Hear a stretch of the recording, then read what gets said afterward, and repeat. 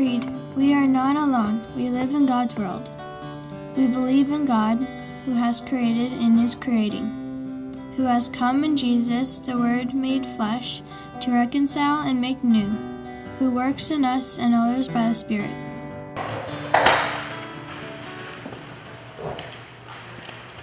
And I light this candle as a visual symbol of what we already know, and that is that Spirit is with us, within us, and amongst us as we meet, as we sing, as we listen, as we learn, as we discuss with friends at our table. And so let us begin. Cambrian Presbytery has been a lot of things. An official court of the United Church of Canada. It is part of the Conference of Manitoba and Northwestern Ontario, covering the area between Marathon and the Manitoba border. And it's an affirming court of the United Church. Cambrian has been all this and more. For those of us who have been part of it, Cambrian has been our home, and the people who engage in its life and work are like family. This is the story of our Cambrian Presbytery family. Well, I've been in Cambrian Presbytery a long, long time, and I've met a lot of new people. Meeting the people and socializing with new friends is one of the big things. But also, I've seen a lot of changes, actually, over the many years in the way we worship, in the way we dress, and a lot of things over the years. But it has certainly brought me closer to God. I am fairly new to Presbytery. The one thing that I have experienced is a great opportunity to engage in conversation with like-minded people and have the opportunity to learn from each other. The fellowship, and just getting to know other people and what's happening is really important to me.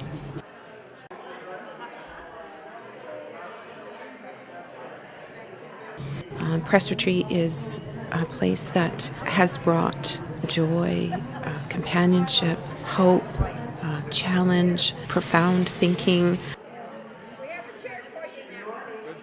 Throughout our history, there have been many changes in how we do church together and how we do ministry together as Cambrian. While our membership has changed over time, we have been consistent in striving to remain faithful to God's call for us to live as the friends and followers of Jesus Christ in Northwestern Ontario.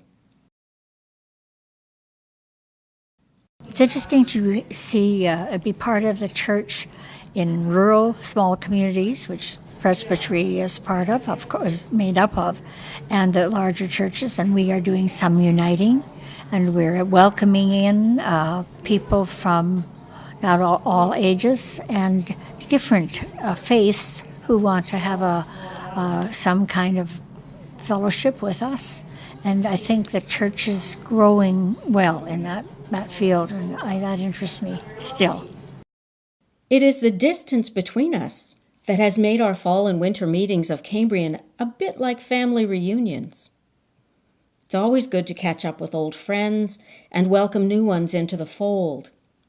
Presbytery has been for me a place of connecting with my colleagues and actually beginning to get a feel for this part of the country that I've never been a part of. My first Presbytery meeting was in Fort Francis, and that was quite a trip to go out there, and I'm looking forward to the last one in Kenora. And we thought that the first statement was judgmental. It was had a kind of finger-wagging aspect to it. There was no mention of the environment. Over the years, our Presbytery representatives have worked on committees, then reported back to the court for decisions and actions. What I love about Presbytery is I sit on the COSA, so it's social justice stuff, and I'm able to write resolutions and bring issues to the Presbytery. Some people have never heard of them before. Some people they support them, and some people don't, but it still brings the idea to people. I am very, very lucky compared to some of my friends because my union affiliation, my church affiliation, and my political affiliation usually fit really well together, so I'm not usually in conflict, and I'm really lucky about that. And COSA and Presbytery helps me realize that and be grateful for it.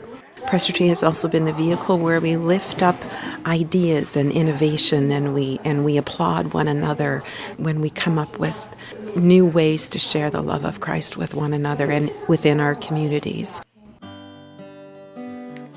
We trust in God.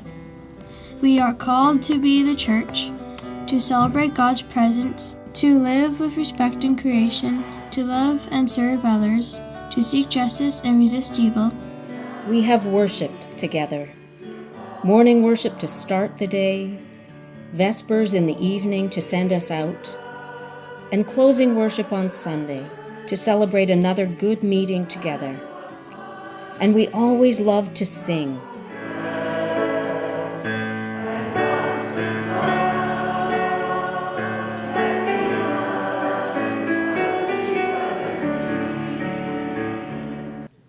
Worship and work truly became one whenever our Cambrian family gathered together.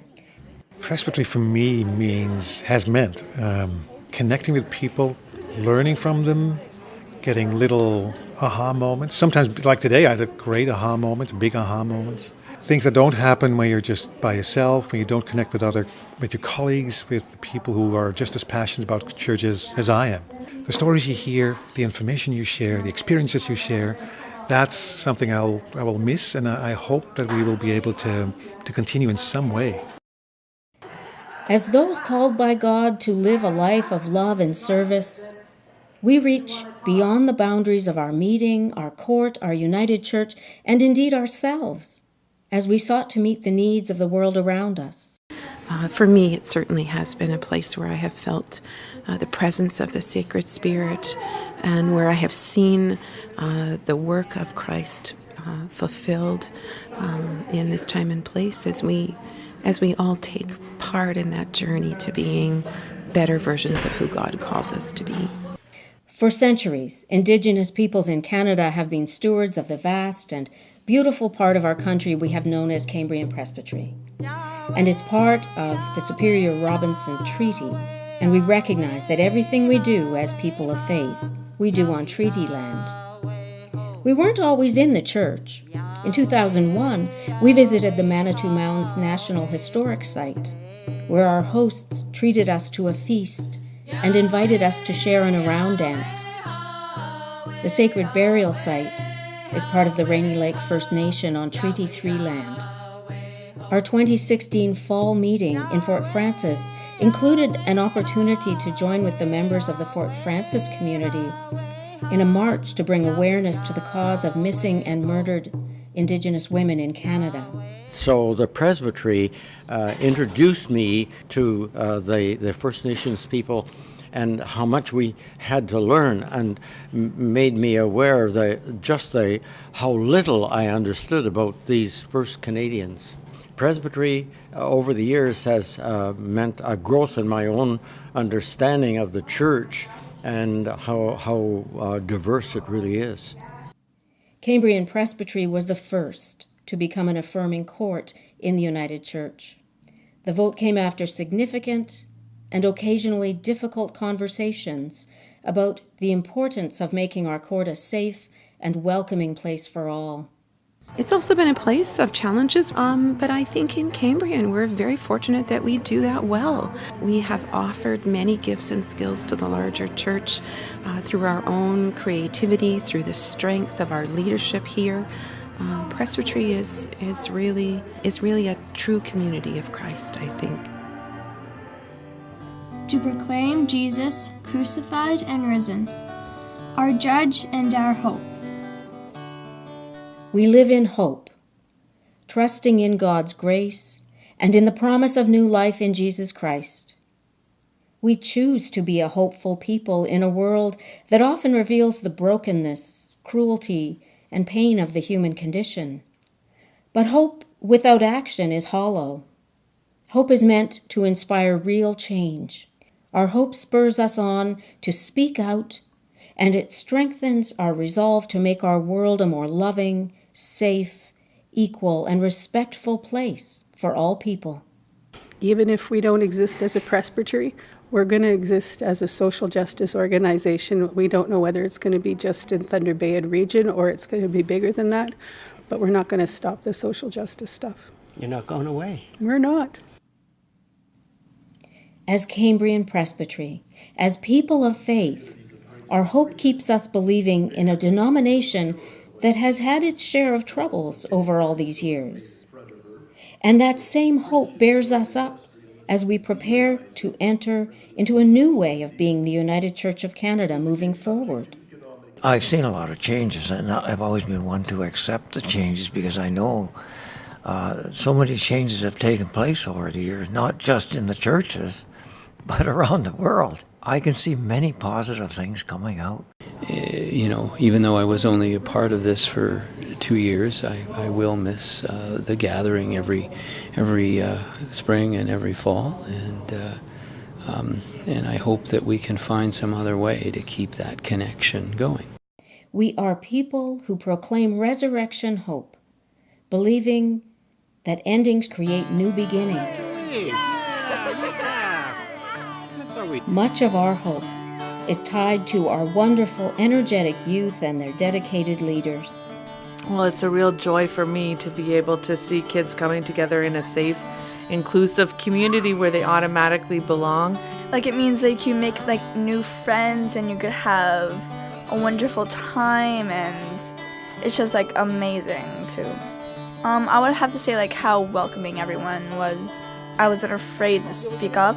We're going to stay with it because we really do love each other. When we see our friends come from Kenora and Emo and Dryden and Marathon and kids all over the region, we just love to see each other. These young people are not the future of our church.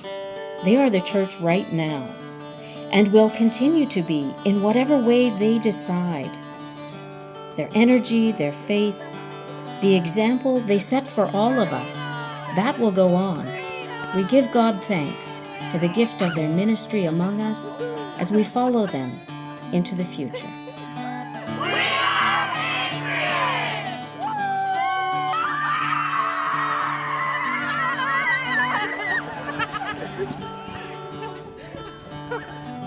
In life, in death, in life beyond death, God is with us. We are not alone. Thanks be to God.